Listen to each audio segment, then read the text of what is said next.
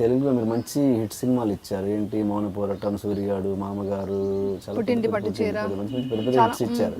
కాకపోతే మీరు అప్పుడున్న సూపర్ స్టార్స్ చిరంజీవి గారు, బాలకృష్ణ గారు, నాగార్జున, వెంకటేష్ గారు వీళ్ళందరితో ఎవరితో బాలకృష్ణ ఇంకా అప్పుడున్న స్టార్స్ మోహన్ బాబు గారు ఎవరితో చేయలేకపోయారు, ఎందుకు? రీజన్ ఏంటి?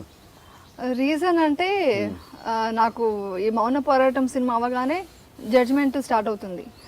జడ్జ్మెంట్ అంటే వాళ్ళదే, ఉషా కిరణ్ మూవీస్ వాళ్ళదే, మనమే చేస్తున్నాం అన్నారు. ఇంకొక మూవీకి అనుకున్నారు, బట్ లాస్ట్ మినిట్లో అది క్యాన్సిల్ అయ్యి ఇది ఆ గ్యాప్లో నాకు మూవీస్ వచ్చాయి. అంటే ఇక్కడ కమిట్ అయిపోయాను నేను, మౌన పోరాటం తర్వాత జడ్జ్మెంట్ ఇలా కమిట్ అవుతున్న టైంలో ఐఎమ్ గెటింగ్ మూవీస్.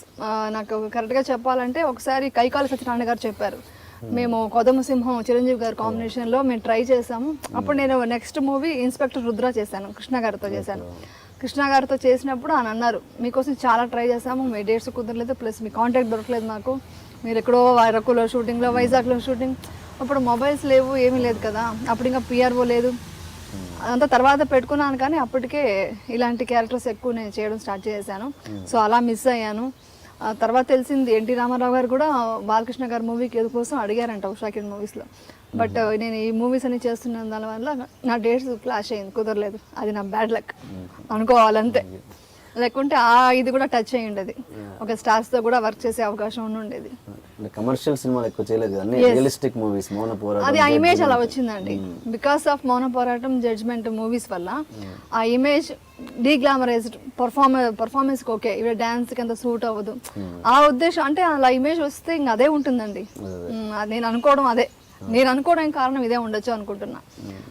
ఇప్పుడు చూడండి, ఇప్పుడు అలాంటి చేసి పర్ఫామ్ చేయడానికి ఇప్పుడు హీరోయిన్స్కి లేదు అలాంటి క్యారెక్టర్స్, నేను చేసేసాను. అలా చూస్తే లక్కీ అనుకోవాలి. మౌన పోరాటం, ఎర్రమందారం ఎంత మంచి మూవీ, పుట్టింటి పట్టు చీర, చాలా ఇప్పటికీ ఆడియన్స్లో మాత్రం చాలా మంచి ఫ్యాన్స్ ఉన్నారు, మంచి పేరు ఉందండి బికాస్ ఆఫ్ ఆ మూవీస్. కమర్షియల్స్ మూవీస్ చేయలేదని ఫీలింగ్ ఉంది కొంత, నిజమే. తెలిసి చేసిన తప్ప తెలియక చేసిన ఇదా? తెలిసి తెలియదని కాకుండా కమిట్మెంట్, సిచ్యుయేషన్స్ అలా క్రియేట్ అయ్యింది అంతే. ప్లస్ ఆ టైంలో ఇది కూడా వచ్చింది, ఇండస్ట్రీ అంతా హైదరాబాద్ షిఫ్ట్ అవ్వాలి, స్ట్రైక్లు వేరే చాలా వచ్చాయండి. ఈ స్ట్రైక్ల వల్ల షూటింగ్స్ ఎన్నో మంత్స్ షూటింగ్ లేదు. ఒక్కసారిగా మీకు ఒక సినిమా హిట్ అవుతే ఎలా ఉంటుందంటే ఇండస్ట్రీలో, ఒక సినిమా హిట్ అవ్వగానే ఇమ్మీడియట్గా 10 సినిమాలకు బుక్ అవ్వాలి. అంటే అది ఏమైంది నా విషయంలో, ఈ స్ట్రైక్ అవ్వడం. తర్వాత ఆ టైంలో ఇక్కడ రాజమండ్రిలో ఫ్లడ్స్ కూడా వచ్చింది అనుకుంటా, 89-90. అవన్నీ వచ్చి మొత్తం ఇండస్ట్రీ కొంచెం డౌన్ఫాల్లో ఉంది, ఆ టైంలో కన్ఫ్యూజన్లో ఉంది. నేను ఉన్నప్పుడు స్ట్రైక్స్, అసలు చెన్నైలో షూటింగ్ చేసేవాళ్ళం, అక్కడి నుంచి వైజాగ్, ఇటు తిరుపతి, ఇటు హైదరాబాద్ అలా షిఫ్ట్ అయిపోయినాయి ఇదంతా. డేట్స్ క్లాషెస్ ఎక్కువ వచ్చాయి, ఒక్క చోటు ఉండేది కాదు షూటింగ్ అప్పుడు. సో ఇవన్నీ కొంచెం అదే సిచ్యుయేషన్స్ అంతే నేను అనడం, ఇంకేది తెలియకని కాదు, తెలిసి కాదు, కొంత తెలియక కూడా చేశాను. తెలియక చేసింది ఏంటంటే, నేను మోహన్ బాబు గారి మూవీ వదులుకోవడం అలాంటిది. మోహన్ బాబు గారి మూవీ, నేను ఆడదిని ఒక సినిమా చేస్తున్నాను, అందులో మూగమ్మాయికి యాక్ట్ చేస్తున్నాను. ఆ మూవీ చేస్తున్నప్పుడు నాకు ఈ మూవీ వచ్చింది. అప్పుడు నేను మెయిన్ హీరోయిన్గా అన్ని సోలో హీరోయిన్గా యాక్ట్ చేస్తున్నాను. నాట్ ఈవెన్ డ్యూయల్ హీరోయిన్స్ కూడా ఎవరు లేరు, ఒక హీరోయిన్గానే యాక్ట్ చేస్తున్నాను. సోలో హీరోయిన్, ఎక్కువ స్ట్రాంగ్ పర్ఫార్మెన్స్ ఉన్న క్యారెక్టర్స్ చేస్తున్నాను. అలా ఉన్నప్పుడు ఈ మూవీ వచ్చి రమ్యకృష్ణ యాక్ట్ చేసింది కదా, ఆ క్యారెక్టర్ వచ్చింది, అల్లుడు గారు. ఎస్. ఆ క్యారెక్టర్ వచ్చినప్పుడు అందులో ఒక సాంగ్ చిన్న గెస్ట్ రోల్ అది యాక్చువల్లీ. అది నాకు నా మైండ్ సెట్లో ఏంటంటే, నా క్యారెక్టరేషన్ గురించి ఆలోచన ఉంది, కానీ మనం రాఘవేంద్రరావు గారితో డైరెక్షన్లో యాక్ట్ చేస్తే ఎంత ఒక హైప్ ఉంటుంది, ఎంత మంచి పేరు ఉంటుంది, నేమ్ ఎంత ఇదవుతుంది, ప్లస్ మోహన్ బాబు గారు కాంబినేషన్ చేస్తే ఎలా ఉంటుంది, ఈ థింకింగ్ లేదు. ఎందుకంటే because of my age, my innocence, నాకు గాడ్ ఫాదర్ లేదు, నాకు ఇండస్ట్రీలో ఎవరు తెలియదు, మా ఓన్ డిసిషన్సే నాకు ఉండేది. అప్పుడు నా డిసిషన్ ఏంటి, మంచి క్యారెక్టర్ చేస్తున్నాం అన్న ఫీలింగ్, ఎందుకంటే బికాస్ ఆఫ్ మూవీస్, నేను చేసిన మూవీస్ వల్ల.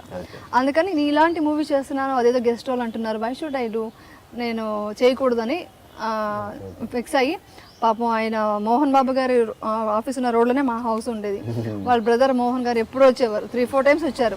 మేము చెప్తున్నా, నా మాట వినమ్మా, చెయ్యి మూవీ, అందరికీ మీరే చేయాలనుకుంటున్నారు. వాళ్ళు పట్టుబట్టారు, ఈ అమ్మాయి అయితేనే ఈ క్యారెక్టర్ కాదు, ఎందుకంటే చాలా మంచి క్యారెక్టర్, అది చిన్న గెస్ట్ రోల్ అయినా మంచి సెంటిమెంట్ ఉన్న క్యారెక్టర్, ఆ ఇమేజ్ ఉంది కాబట్టి ఈవిడే చేయాలని అనుకున్నారు. బట్ కుదరలేదు, చేయలేదు. బట్ అప్పటి నుంచి మంచి హై నుంచి వచ్చారు. సెకండ్ ఇన్నింగ్స్ నేను దానికి బాధపడలేదు, కానీ ఆ డైరెక్షన్ లో చేయలేదన్న బాధ ఉంది. ఏమండి, అసలు నేనంటే మీకు ఇష్టం ఉందో లేదో చెప్పండి. ఇంత సూటిగా ఎందుకు అడుగుతున్నానో అడగండి. ఊహలతో తప్ప మాటలతో సమాధానం చెప్పరా?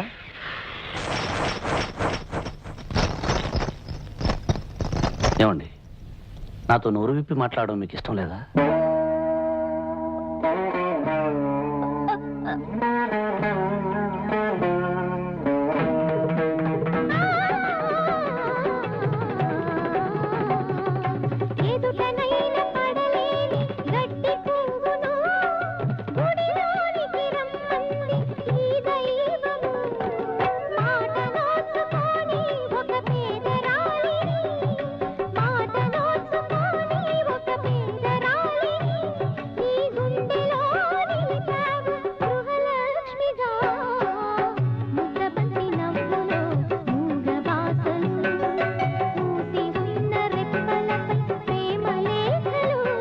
అది మిస్ అయ్యాను. ప్లస్ మోహన్ బాబు గారు ఒకసారి ఏదో షూటింగ్లో కలిసినప్పుడు అంతేలే మాతో అంత యాక్ట్ చేయరు మీరు, మేము ఎప్పుడు డౌన్లో ఉన్నామని ఎందుకంటే అలా అనుకున్నారైనా.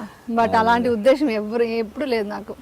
అలాంటిది లేదు, కానీ తెలియనితనం కొంతవరకు, కొన్ని తెలియనితనం, కొన్ని సిచ్యుయేషన్స్ అన్ని. నాగేంద్రరావు గారు ఎప్పుడైనా ఎదురుపడ్డారా ఈ విషయంలో? నేను టెలిఫిలిం చేశాను. ఏది సినిమా తర్వాత? అల్లుడు గారి తర్వాత? అల్లుడు గారి తర్వాత ఆఫ్టర్ సో లాంగ్ టైం నేను ఆ వర్క్ టెలిఫిలిం, కన్నడ టెలిఫిలిం చేశాను. ప్లస్ విధి సీరియల్ చూసినప్పుడు ఆయన అప్పుడే టెలిఫిలిం అడిగినప్పుడు చెప్పారు, బా ఎక్సలెంట్ అమ్మా, చాలా బాగా చేస్తున్నావు అన్నారు. అంత పెద్ద డైరెక్టర్ అండి ఆయన, ఎంత డౌన్ టు అర్త్ ఉంటారంటే అప్రిషియేట్ చేస్తారనమాట. బాగుంది బాగాలేదు అని చెప్తారనమాట. తర్వాత టెలిఫిలిం చేస్తున్నప్పుడే మంజునాథలో చిరంజీవి గారితో గంగాగా యాక్ట్ చేశాను. ఒక సాంగ్ బిట్ ఉంటుంది, జస్ట్ సాంగ్ బిట్. అసలు అదన్నా చేసిన తృప్తి నాకు ఉంది చిరంజీవి గారితో. అదొక హ్యాపీనెస్ ఉందండి. అప్పుడు ఏంటి ఆ ఫీలింగ్ ఏంటి? చిరంజీవి గారి కాంబినేషన్ ఫీలింగ్ ఏంటి? నాకు షూటింగ్ వెళ్తే నేను గిచ్చుకోవాలి. అడిగాను చిరంజీవి గారితో, సార్ నాకు ఇదేదో డ్రీమ్ లా ఉంది, ఇది నిజమేనా అన్నాను. ఆయన జస్ట్ నవ్వారు. ఆయన చాలా డౌన్ టు అర్త్ ఉంటారండి చిరంజీవి గారు కూడా.